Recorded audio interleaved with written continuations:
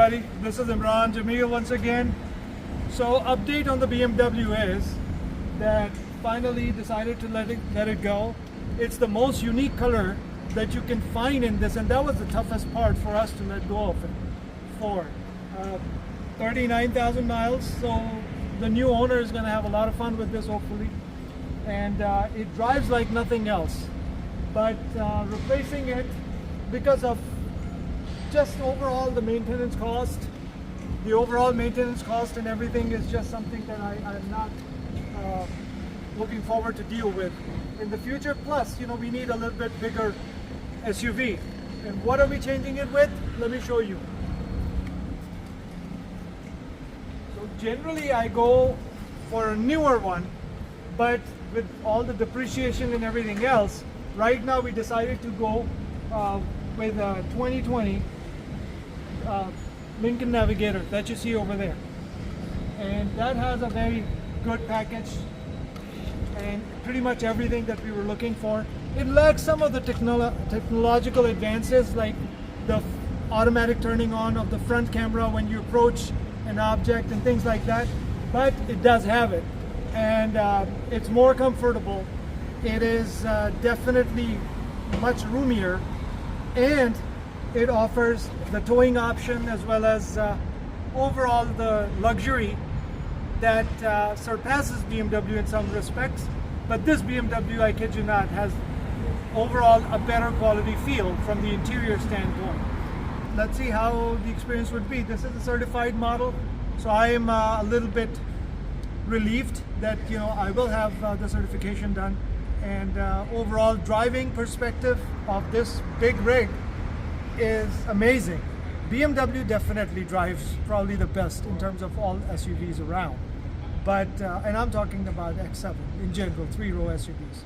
But this Navigator surprises you with its overall nimble nature and overall driving dynamics.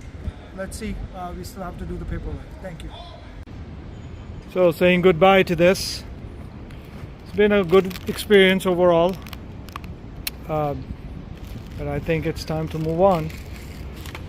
Need a bigger SUV and something with more room. So I'm gonna miss that. Hello everybody, one more time. So you saw what we did. Finally decided to let go of the BMW, picking up this but because of the warranty related aspects, issues, and services that I got from both my aftermarket warranty, which I ended up canceling, and what BMW was offering, even though they had come down quite a bit. But the beef was that, okay, this time I get it done and I pay $3,000 out of my pocket. What's next? You know, because the sensors and everything else, they're just in some cases they last forever, but in my case, the experience that I had within the last 2.5, less than 3 years, it just made me uneasy, and obviously needed something different as well, which can offer a little bit more room than the X7. Biggest beef that I had with the X7 was that the second row with the captain's chair did not fold flat. And it's okay for most conditions, but when we're traveling with family, it becomes an issue that they don't fold. And a lot of times if you're 4 people, in this, I can fold the second row, I can fold one of the sides of the third row, and I can actually have a bed for somebody over there. Lots of options, or if not bed, somebody can just at least straighten up the legs and relax and things like that. So little things. I would have preferred the bench seat, because a lot of people prefer the captain's chair, which is a good option. But the practicality perspective, again, if you go for a big SUV, then just maximize the practicality. In this though, the third row is a 3-passenger third row, which is genuinely good. Obviously, you know, it's comfortable enough for longer trip as well. So now where we are is we picked up this Navigator. So far, so good. This is a certified used Navigator 2020 reserve package, but with all the bells and whistles that I wanted. For instance, the massaging seats, and the massaging seats are way better than any of the European brands that I've tested. So heads-up display, which is a real heads-up display. BMW had one of the best heads-up displays, and GM also has one of the best heads-up displays. Mercedes now has a good one, but this one I think ranks amongst the top. I wanted to, when I was thinking of the Navigator, get 2022 and up because of the new infotainment packages. What I'm gonna miss in this is the wireless Android Auto and Apple CarPlay. It does have them, but they're wired. This Revel sound system, the Revel Ultima, I think it's, how many speakers? I don't know. It's like speakers. 25 speakers. 25, 26 speakers. Absolutely fantastic. And when I say that, a lot of times different sound systems, like BMW's Harman Kardon was pretty good, but obviously this is a different level, you can tell. And what makes a sound system, for me, a good or bad sound system, is that you don't have to play the best quality sound. A lot of times, you know, we have these MP3 files and they're not the best quality, but if even the quality is a little bit below par, a good sound system will still give you some good experience. Like, you know, it'll still take out the highs and the lows and the mids properly enough to at least let you enjoy. But the biggest advantage with this thing is, obviously it's much bigger, but the storage capacity is fantastic. Everything that they have given, so from here there's a wireless charger as well, which works, but you know, I have to figure out exactly. There are lots of complaints of it terminating the charge out of for no reason.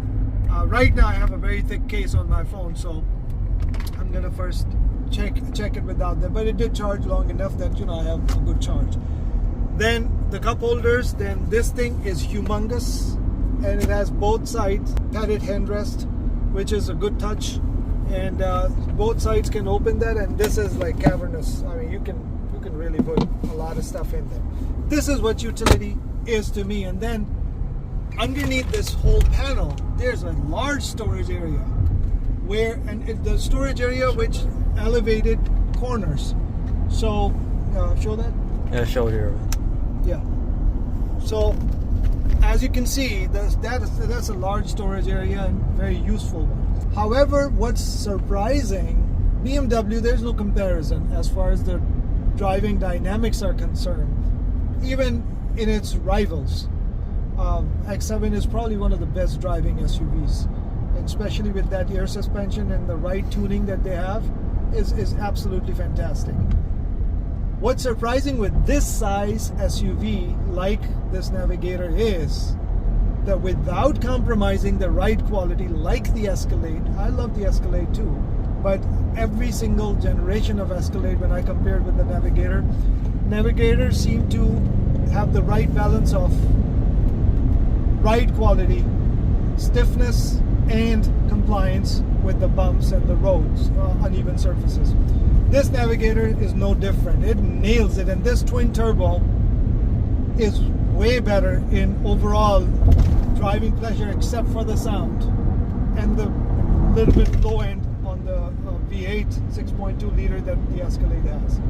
So the gas mileage wise, I'm pretty good. So I just have to reset it because it's been generally idling in their possession, mostly doing highway driving and all of that. So menu system, I'm gonna still have to dig through a little bit. What I don't like is this shifting mechanism.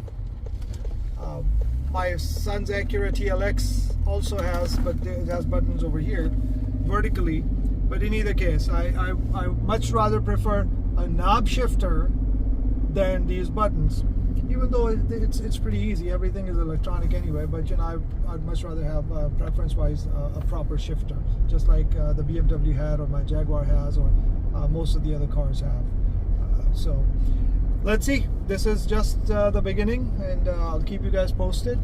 because when it comes to utility, I still think that despite the improvements in all other vehicles, Navigator still is the top of the list in terms of utility. Third row capacity and third row room is just let's see how the new Infiniti turns out to be, but we'll keep you posted. Right now I'm gonna concentrate on this for as long as I have it, and I plan to keep it until the warranty, which is another 2.5 years, and Lincoln certified warranty covers the car bumper to bumper for that duration. Okay, so this is the new Navigator. See, the running boards just deployed as I came close. I didn't even push a button or anything, and the lights are lit up.